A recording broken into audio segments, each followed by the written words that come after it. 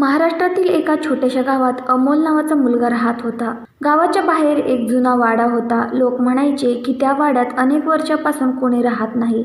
एके दिवशी अमोल आणि त्याचे मित्र तिथे खेळत होते. खेळता खेळता अमोल वाड्याच्या मागच्या बाजूला गेला. तिथे त्याला मातीखाली अर्धी गाडलेली एक काळी पेटी दिसली. कुतूहलाने त्याने ती पेटी बाहेर काढली. पेटीवर एक चिठ्ठी लिहिलेली होती, ही पेटी उघडू नका. मित्र घाबरले आणि तिथून पळून गेले. पण अमोलला उत्सुकता होती. त्या रात्री त्याने पेटी घरी आणली. सगळे झोपल्यावर तो हळूच पेटी उघडायला बसला. पेटी उघडताच त्यातून एक जुनी चावी आणि एक नकाशा बाहेर पडला.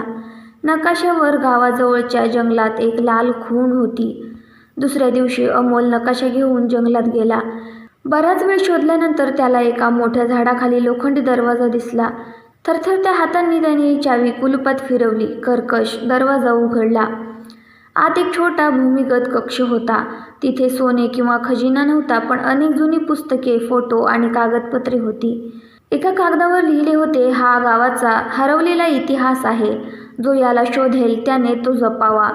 अमोलने सगळे कागदपत्रे गावातील ज्येष्ठ लोकांना दाखवली. तेव्हा समजले की अनेक वर्षांपूर्वी गावाचा इतिहास वाचवण्यासाठी तो गुप्त ठिकाणी लपवण्यात आला होता. अमोलमुळे गावाला त्याचा हरवलेला इतिहास पुन्हा मिळाला.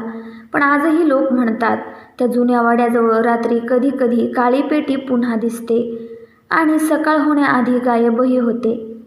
नमस्कार मित्रांनो, माझ्या विसरलेल्या गूढ गोष्टी या यूट्यूब चॅनलवर तुमचं मनपूर्वक स्वागत आहे. आज मी तुम्हाला छोटी पण रोचक शॉर्ट स्टोरी सांगितली आहे. तुम्हाला जर अजूनही इंटरेस्ट असेल तर माझ्या लॉंग स्टोरीज बघायला विसरू नका. आणि हो, जर तुम्हाला आवडली असेल तर लाईक करा, सबस्क्राईब करा आणि बेल आयकॉन दाबा, जेणेकरून तुम्हाला पुढच्या कथा लगेच मिळतील. धन्यवाद.